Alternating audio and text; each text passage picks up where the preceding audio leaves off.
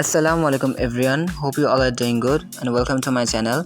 এই মাশরুমের পিকচারটা আঁকতে হলে ফার্স্টে আমি একটা ছোট কাগজ নিয়ে নিয়েছি। এটা A4 কাগজ আর এটার চারপাশে আমি এটা মাস্কিং টেপ লাগিয়ে নিয়েছি যাতে না সরে যায়। আর যেহেতু এটা কোনো ক্যানভাস না, তাই এখানে আঁকাটা একটু ক্যানভাসের মতো হবে না, এটা শিওর, কারণ এখানে আমি A4 পেপার ইউজ করছি। আর এটাতে পেপারটা রংটা বেশি সোক হয়ে যায়, এই কারণে স্মুথ একটা আসে না, কিন্তু তাও এটা শুকানোর পরে জিনিসটা ভারী লাগে দেখতে। তাই আমি A4 কাগজে আঁকছি আজকে, আর যেহেতু আমার ক্যানভাস ছিল না আজকে বাসায়। আর এখানে মাশরুমের পিকচার এঁকে নিয়েছি, এর কারণে আমি একটা ড্রিমি একটা স্কাই করতে চেয়েছি আর মাশরুমের পিকচার, তাই স্কাইটা আমি সন্ধ্যার স্কাইয়ের মতো দিয়েছি, উপরে কালো দিয়ে নিচে নীল কালার দিয়ে নিয়েছি। আর যে সারফেসটা আমি কালো দিয়ে নিয়েছি, পরে আমি যদিও সবুজ দিব। মাশরুমে যেভাবে রেড কালার হয় ওইভাবে দিয়ে নিয়েছি, আর খয়েরি কালার দিয়ে একটু শেডিং করে নিয়েছি মাশরুমে, যাতে একটু শেডিংটা আসে, একটা আলো ছায়ার প্রভাবটা বোঝা যায়। আর এখানে আমি শেডিংটা করে নিয়েছি।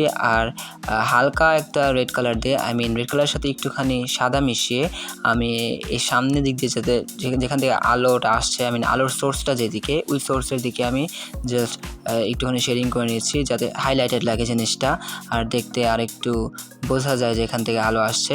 এটা আসলে যেখান থেকে আপনারা চাচ্ছেন যে আপনার আলোর সোর্সটা দিবেন সেই জায়গাটায় বা সেই অ্যাঙ্গেল থেকে আপনারা শেডিংটা করে নেবেন, তাহলে হয়ে যাবে। আর এখানে যে মাশরুমের নিচের অংশটা, ওটার মধ্যে আমি গ্রে কালার দিয়ে তারপরে একটু ইয়েলো কালার দিয়ে শেড করে নিচ্ছি। আর আলোর সোর্স যেখানে, ওখানেই আমি একটু বেশি হালকা ইয়েলো দিয়ে নিয়েছি যাতে নিচের জায়গাটা মনে হয় যে আলো আসছে। আর এখানে আমি হলুদ কালার ডটসটা একটু হাত দিয়ে একটু স্মাচ করে নিচ্ছি যাতে এটাও একটা ছোটো ছোটো আলোর মতো লাগে। আর মূলত আমি জোনাকি পোকা বানাতে চেয়েছিলাম এগুলা, আর সেটাই বানিয়েছি এখানে। আর এখানে মাশরুমের উপরে যেমন ডটস থাকে সাদা কালার, সেটা দিয়ে করে নিয়েছি। আর সারফেসটা আমি গ্রিন কালার ডার্ক গ্রিন দিয়ে একটুখানি দিয়ে নিয়েছি, ডার্ক গ্রিনটা যাতে একটু ঘাসের মতো লাগে। আর এই ঘাসগুলোতে আলো রিফ্লেকশন বোঝানোর জন্য জাস্ট সাদা আর হোয়াইটের শেডিং দিয়ে দিয়েছি, সাদা আর ইয়েলো শেডিং দিয়েছি, সরি। আর এটাই হচ্ছে ফাইনাল আউটকাম। আর I hope it's not that bad. আর এটা শুকানোর পরে আর একটু বেশি ভালো লাগছিলো, কারণ শুকানোর পরে যে গ্রিসগুলো থাকে ওটা আর দেখা যায় না। আর যেহেতু A4 কাগজ, তাই অনেক পানি সোক করে, তাই গ্রিস তৈরি হয়, বাট শুকানোর পরে গ্রিসটা থাকে না। তো A4 কাগজে আসলে চাইলে এরকম পেন্টিং করা যায়। ভালো লাগলে আমার জন্য দোয়া করবেন। Thanks for watching the video.